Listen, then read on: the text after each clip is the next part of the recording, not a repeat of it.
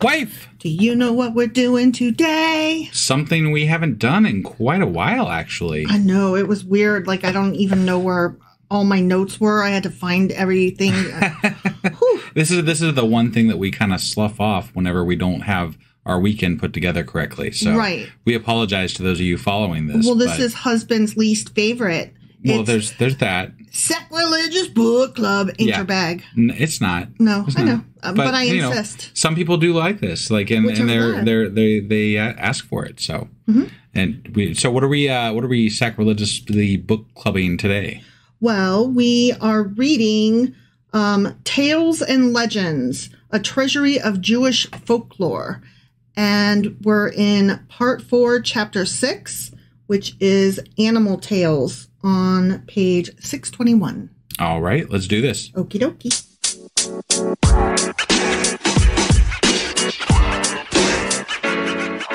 All right, so we are talking about some Jewish animal tales today. Okay. And they're all really short, and a lot of them are about foxes. So I was like, I wonder if Fantastic Mr. Fox was influenced by like a Jewish tale, and so I looked it up, but it's not. That was anticlimactic. I thought it was perfectly climactic because, I wanted a thing to be true, and it wasn't, and I was disappointed, and unfortunately, that's the way it be. Yeah. But it has that feel to it. Got it. So it's not though. Okay, so animal tales. Let's talk about it. Let's. The invention of fables, yeah, like making up moral stories and stuff, marked a significant moment in teaching people morals and wisdom. Okay. Yeah. It's like, it was a big deal because they're like, not just... Hey, we can use stories to describe how this is supposed to work. Yeah. Right. Interesting. Yeah. Right? Yeah. Like, they're not just imparting, like, account of the corn or weaponry. Right. They're making shit up. Sure. That's cool. Yeah. Fables used animals, birds, and plants with human personalities to tell stories about life and its lessons. Yeah. By using indirect storytelling and short, clever phrases, I think that word clever there is doing some heavy lifting from what I could read. Fables were able to teach people important things in a very simple way.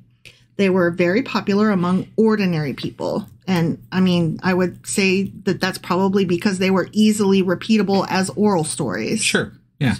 And they're fun. I mean, ish. Comparatively speaking, it's not like... The best of them are dad jokes. The worst of them aren't, like, horrible, boring. Right. You know? Yeah. I mean, I'd rather, like, listen to some Jewish animal tales and fables than, say, sit through a UN summit. Yeah, there you go. You know? Yeah. But anyway...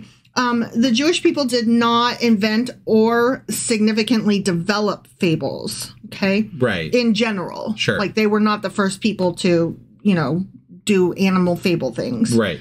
They were good at translating and adapting fables from India and Greece in particular. Okay. When you compare Jewish fables to those of other people, you can see that they mostly copied from Hindu and Greek sources. That's very interesting. I found it interesting as well. The Hindu influence really kind of surprises me a little bit, but the Eastern teachings, right? Yeah. Like, very cool. Yeah. Rabbi Meyer, a very famous Jewish teacher from the 2nd century, and being well read in Greek and Latin literature, used fables to educate people. Okay. So, a lot of people today still admire him, and as a matter of fact, like, I read a thing that said that some traditional Jewish homes actually have a donation box attached to their wall in their living room or whatever, where sometimes the old wives, like the older women, will like toss coins to commemorate him still today. Okay. So, and this dude, again, was from the 2nd century. Okay. Yeah. So anyway, though the Talmud records that he collected 300 fables, so he like collected them, not necessarily wrote them all. Right. But he collected 300 of them at least, and only about 30 survived through time. Huh. Yeah. He adapted these into these stories from different cultures to fit the needs of Jewish life. like his fable, The Fate of the Wicked, which is the first one we're going to read. Yeah. His storytelling skills made him a legendary figure, and several anecdotes in the Agada portray him as a skilled teacher of ethics and a great man. So he's still much admired and revered to this day. Okay. Okay, then there's this other dude, Benedictus Le Punctuor. That sounds like a pope name, almost. It does, right? He's a Jewish grammarian from the Middle Ages. Okay. And he's believed to have contributed to medieval fable literature. And while a large number of the stories in this particular, in his collection of Fox fables, which that's why I was thinking Mr. Fox? Yeah. Many of those are Aesop's. Others are of Indian origin. And quite a few are original Jewish fables that he made up himself. Got it. And this Benedictus Le Punctuor, his foxes are very clever and argumentative like Jewish scholars. And their laughter and irony have the traditional Jewish ingredients of Jewish tales. Sure. Even though this dude's from the Middle Ages, he's not from early Jewish days. Okay. And it is very possible that England's first introduction to Aesop, like Aesop's tales, was through a Latin translation of Benedictus's fables. Okay. So I just thought, that was some interesting shit. Yeah. Okay. Yeah. So that was the introduction to this section. And now we are going to get into some stories. And they're all super short. Got it. Okay. Yep. The first one I didn't love that much. It's called The Fate of the Wicked. As I said, I'm only reading it because it was specifically mentioned in the intro and because he was so revered. Sure. So The Fate of the Wicked on page 622. Once a fox said to a wolf, "If you want to enjoy a good meal, take my advice. Enter the courtyard of any Jew on Friday and help him in his preparations for the Sabbath. Rest assured that he will reward you for this by asking you to partake of the Sabbath feast." I would do that, right? Right. The wolf, basically, if you go and volunteer to help set up, you get to stay and eat. Got it. So the wolf was enchanted with the sage advice of the fox and decided to follow it. But we all know foxes. Yeah, they're sly. They're crafty. They're sly fox. Yeah. They specifically refer to them as sly fox. And it makes me laugh because that's exactly what Officer Judy Hopps in Zootopia calls Nick Wilde. Right. She says, sly fox, and he says smart bunny. Right. They're cute. I like them. Yeah. But no sooner did the wolf show his face in the courtyard of a Jew than the entire household fell upon him with sticks and trounced him so soundly that he barely managed to escape with his life. Oh, no. Yeah. Full of wrath, the wolf went in search of the fox, and when he found him, he wanted to tear him limb from limb. Sure. The fox tried to mollify him. "Don't carry on so," he said. "I'm not to blame because they beat you. Blame your father instead. Pay attention to what I'm going to tell you now." He's like, "Your father." Okay. Like, your dad, your mother, you know, joke like that, you know? Yeah. Okay, so the fox is telling a story now to the wolf about the wolf's dad. Yeah. Okay. "Once a Jew asked your father to help him in his preparations for the Sabbath, and for that he promised to invite him to the feast. But your father had no patience and devoured all the delicious courses and did not leave the Jew even one little chicken bone. Now can you understand why the Jew beat you? But don't lose heart. Leave it to me. I'll lead you to a house where both of us can have our fill of a delicious feast." The wolf gratefully agreed. Okay. The fox then led the wolf to a well over which hung 2 buckets suspended from ropes. It's like you could see where this is going, right? Yeah. When one bucket went down, the other came up. I still see where this is going. The fox climbed into one bucket and quickly descended to the bottom of the well. "What you doing down there?" asked the curious wolf from above. "My, you'd never seen anything like it," the fox cried out with rapture. "I've found here meat and cheese and other good things to eat. Just look down. Don't you see what a great big cheese is down here?" The wolf looked down and sure enough saw the reflection of the moon mirrored in the water, but he believed that it was a cheese as the fox had told him, because apparently wolves are stupid. Yeah. His appetite whetted, the wolf could hardly control himself any longer. "How can I get down?" he called to the fox. Didn't you just see watch him do it? what happened? Right. Yeah. Very simply, said the fox. Get into the other bucket and join me. The wolf climbed into the bucket with alacrity, but no sooner was he in than the weight of his body pulled him down to the bottom of the well, and at the same time pulled up the other bucket carrying the fox, who jumped nimbly out. Sure. Terror seized the wolf when he saw what had happened. How will I get up again? He cried to the wolf. The fox merely answered him with the saying from the book of Proverbs. The righteous is delivered out of trouble, and the wicked cometh in his stead. What did the wolf do that was wicked, though? No, I don't know. Okay. I couldn't make it work in my head. Got it. Because I was like, wait. I mean, just because he's a wolf, I guess? Is that the whole thing? But I'm like, it seems to me that the fox was the evil one. Yeah, no, I agree. So the righteous is delivered out of trouble, and the wicked cometh in his stead. But the fox tricked him and was mean. No, what I'm saying is, maybe the wolf is going to get out of trouble, but the wicked, the fox, comes in his stead. Like, I'm right behind you. Trouble's always following you. Like, I don't know how you're going to get out. I'm sure you will. Okay. But that's not how I see it. I see it that, whatever. I don't know. I feel like this is just a play on the wolf is evil and the fox is the righteous one, apparently. And also, like that story, which wolf do you feed, the good wolf or the bad wolf? Sure. And I don't really appreciate the message because the fox is kind of an asshole. He's always an asshole in these stories, FYI. Yeah. Right. All right. So we're about to read another fox tale. Okay. Yeah. This one picks up on the very next page, 623, and it's called The Advantage of Being a Scholar. Oh, I'm sorry. The Fate of the Wicked was by that one cool rabbi, and also it's adapted from the Agada of the Talmud. Okay. FYI. All right. Okay. Where's this one? This one is not particularly listed anywhere, so it's just a story. Got it. Okay? Yeah. Okay, The Advantage of Being a Scholar. A fox looked up into a tree and saw a crow sitting on the topmost branch. The crow looked mighty good to him, for he was hungry. He tried every while to get him down, but the wise old crow only leered contemptuously down at him. Yeah.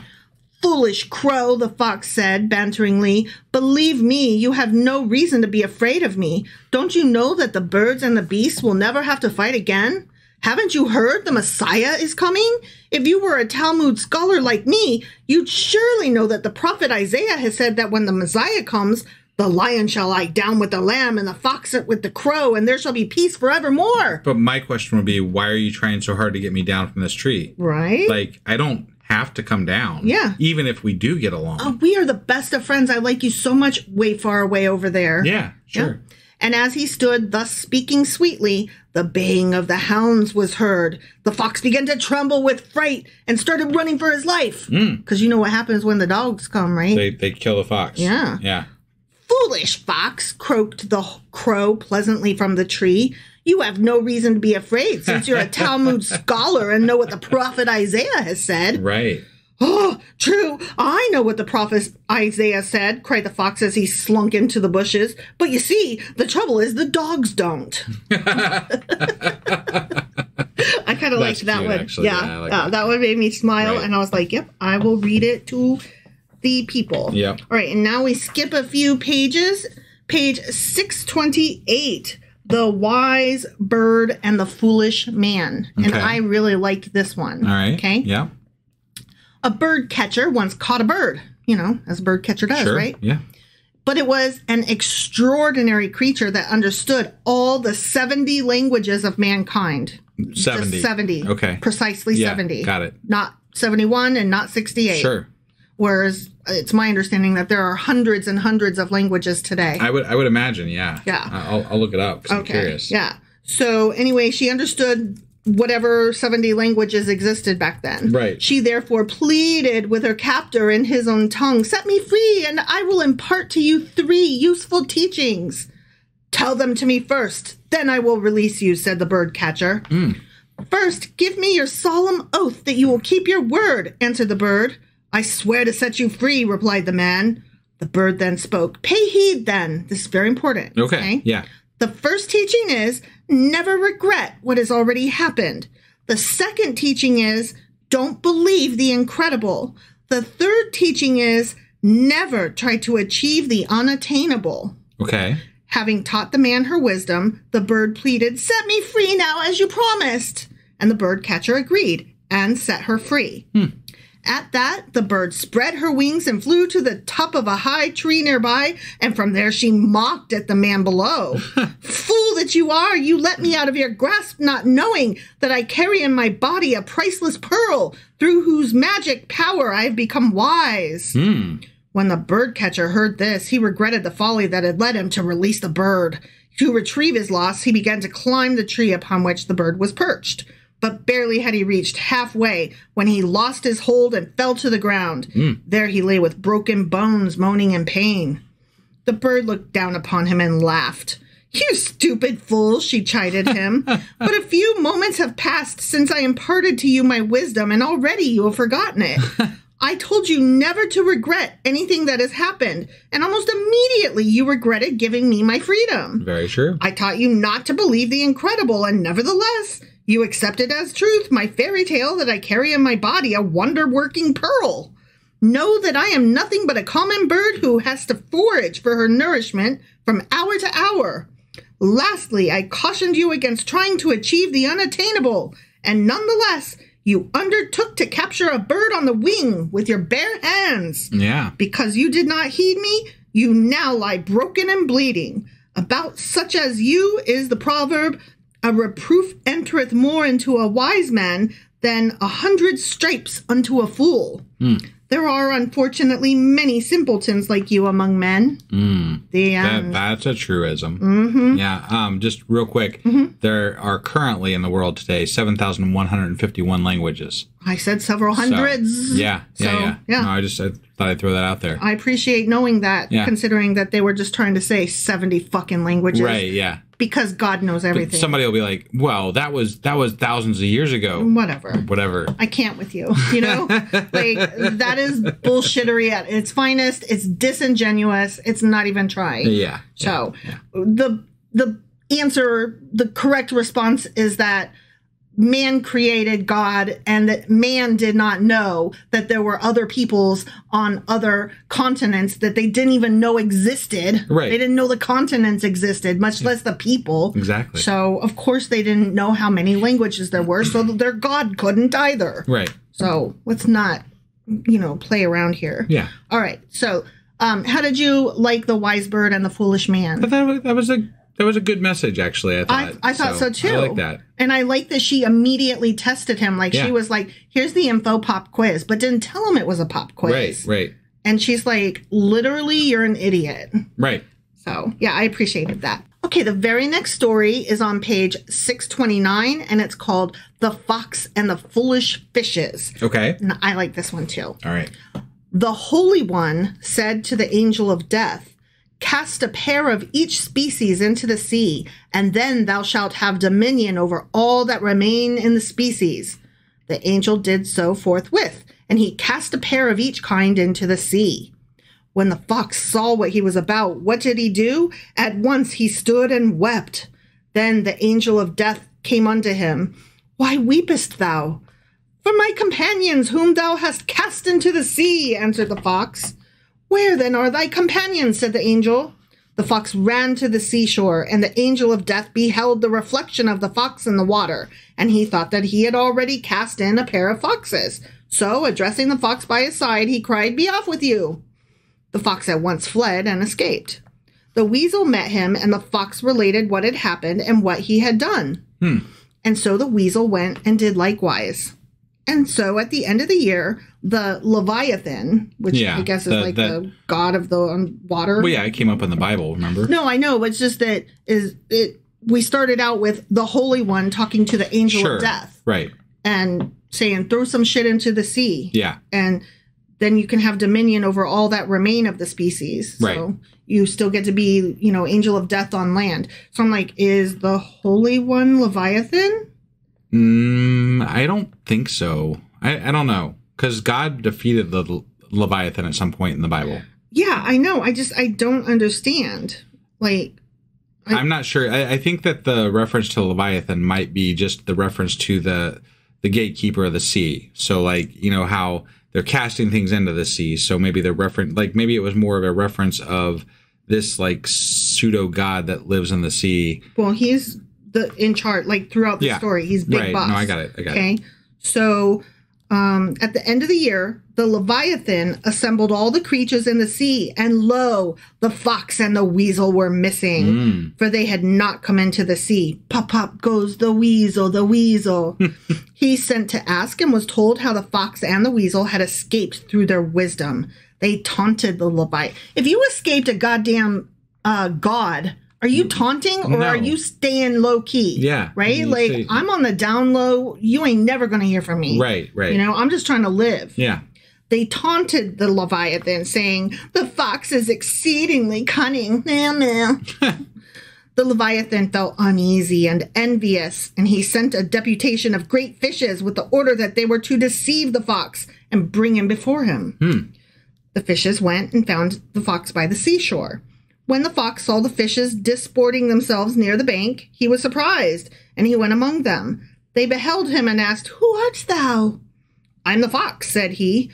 Knowest thou not, continued the fishes, that a great honor is in store for thee, and that we have come here on thy behalf? What is it? Asked the fox. The Leviathan, they said, is sick and likely to die. He has appointed thee to reign in his stead, for he has heard that thou art wiser and more prudent than all the other animals. Come with us, for we are his messengers, and are here by thy honor. But, objected the fox, how can I come into the sea without being drowned? Nay, said the fishes, ride upon one of us, and he will carry thee above the sea, so that not even a drop of water shall touch so much as the soles of thy feet, until thou reachest the kingdom. We will take thee down without thy knowing it. Come with us, and reign over us, and be king, and be joyful all the days. No more wilt thou need to seek for food, nor will wild beasts stronger than thou meet thee and devour thee. Sounds like a deal. Yeah. Except for that, you know, it involves going into the water. And I would be like, nah, I'm good. I'm good. The fox heard and believed their words, though. So how smart is he? Dumb fox. Right. He rode upon one of them, and they went with him into the sea. Soon, however, the waves dashed over him, and he began to perceive that he had been tricked. Woe is me, wailed the fox. What have I done? I have played many a trick on others, but these fishes have played one on me worth mine put together. Yeah. Oh, yeah, they did. Now that I have fallen into their hands, how shall I free myself? Indeed, he said, turning to the fishes, now that I am fully in your power, I shall speak the truth. What are you going to do with me? To tell thee the truth, replied the fishes, the Leviathan has heard thy fame, that thou art very wise, and he said, I will rend the fox and will eat his heart, and thus I shall become wise. Oh, said the fox, why did you not tell me the truth at first? I should then have brought my heart with me, and I should have given it to the king Leviathan, and he would have honored me. But now ye are in an evil plight. Oh, man. What? Thou hast not thy heart with thee? Certainly not. It is our custom to leave our heart at home while we go about from place to place. When we need our heart, we take it. Otherwise, it remains at home. Oh, what must we do? Asked the bewildered fishes. My house and dwelling place, replied the fox, are by the seashore. If you like, carry me back to the place whence you brought me. I will fetch my heart, and I will come with you. I will present my heart to Leviathan, and he will reward me and you with honors. But if you take me thus without my heart, he will be very wroth with you. I don't know about you, but I don't believe him. I don't either, but I do think he's really smart and quick on his feet. Right, yeah. And he will devour you. I have no fear for myself, for I shall say unto him, my lord, they did not tell me at first. And when they did not tell me, I begged them to return from my heart, but they refused. Yeah. What you gonna do? Right, you know? Yeah. The fishes at once declared that he was speaking well with his, these and thous and thys, right? Yeah. They conveyed him back to the spot on the seashore whence they had taken him. Off jumped the fox, and he danced with joy. See, again, why are you doing gloat. This, right? Yeah, right? That should be the lesson in all of these. Don't fucking gloat. If you get away, get the fuck away. Right. He threw himself on the sand and laughed. Stupid ass. Right. Be quick, cried the fishes. Get thy heart and come. But the fox answered, you fools, be gone. How could I have come with you without my heart? Have have you any animals that go about without their hearts? Stupid asses. Right. Thou hast tricked us, they moaned. Sure thing, yeah. Fools, I tricked the angel of death. How much more easily a parcel of silly fishes. I mean, burn. Right, yeah. The fish returned in shame and related to their master what had happened. In truth, he said, the fox is cunning and ye are simple. Concerning you it was said, the turning away of the simple shall slay them. That's a proverb. Proverbs 132. I see. Then the Leviathan ate the fishes. The end. What the fuck? That's pretty great, yeah? I mean, sure, yeah. He's like, all but right. I don't really understand what the message is, though.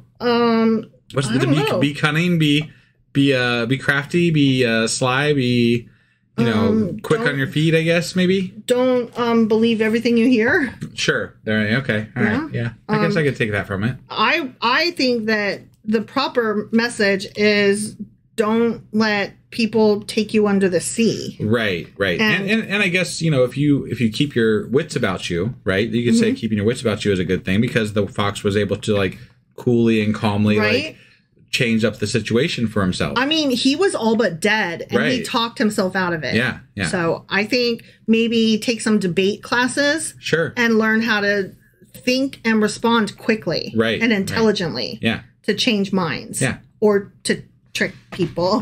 Right. All right. Page 631, we are reading The Curse of the Indolent. Okay. A heathen farmer had a pig, a she-ass, and her little ass. I got a big ass. Yeah. He fed the pig a great deal, but the she-ass and her child were fed in limited measure. Okay. What a foolish man our master is, said the little ass to his mother. Don't you think it is unjust, mother, that we who work for him and pull his burdens should be fed so poorly? Why is it that the pig who is lazy all day long and does nothing eats as much as he wants? Because he's going to eat the pig. I'm just saying. Just wait a while, my child, the she-ass comforted him. A time is sure to come when you will see the pig in great misfortune. Know that the farmer is not stuffing her with fine food out of love for her, but only to hasten her grief. When the heathen celebrated the next feast day, he slaughtered his pig. Ever after, whenever the little ass was given food, he ate sparingly, remembering the sad fate of the pig. When his mother saw this, she tried to correct him. It isn't eating a lot that brings death, my child, but going about the livelong day like the pig doing nothing. Right. Yeah. Okay. All right. So, yeah, there was that. And I don't think I have any more. Let me flip through. I mean, that was 4. You said you had 4, so that was it. Okay. And we are almost done with this book. Okay. All right. So I just want to tell you there's only one more section left. Yeah. And it's Proverbs and Riddles. Okay. And it's going to be kind of good, I think. I'm going to read some shit at you and you're going to try to like respond like, what does that mean? And then if you can't guess what it means, then I'll tell you what it means. Got it. And there's also a couple of riddles that Frodo could have used in The Hobbit. Okay. And yeah. That sounds fun. Yeah. And that will be the end of this book. Okay. All right. So that was our Sacrilegious Book Club for the day. I actually have one more thought before we go. Yeah. I was thinking that after we finish this book, we should pick up the Asimov where we left off. Yeah, we have some people asking for that, so for sure. Now that we're further along in the Old Testament and, we're in the prophets now. Yeah. And so hopefully we won't catch up with ourselves for a while. Right. And we will caveat every time that Isaac Asimov was a somewhat racist, very sexist son of a bitch. Sure. But had a lot of smart things to say. Yeah. So was there documentation about him being racist? I knew the lecherous part was there, but I wasn't sure about. I never heard the racist. You know what? part. I might be just assuming because usually where one goes follows the other. Okay. So I could be wrong. All right. But I just wanted to clarify because I don't recall that as part of that. But it wouldn't shock me. I don't know. Doesn't matter. He wrote a good commentary on the Bible for sure. He did. So, and we learned a lot from it until we stopped. Right. And we were catching up with ourselves anyway, so we had we were going to have to slow down or stop at some point anyway. So, but now we've got a lot under our belt, and we can go back to it. And so as soon as we finish this one, which will not be too much longer, right? We'll go back to the Asimov. I happen to know one person specifically who will be happy, and his name is Conrad. Conrad, this is for you.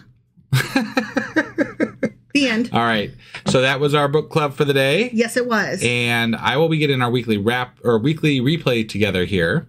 And then we will be back tomorrow with... Can I say his name? I don't know. You keep fucking it up. I keep wanting to say Josiah, but it's Hosea. Hosea. Hosea. Yes. Hosea chapter 1. Hosea chapter 1. All right. We'll see you then. Bye.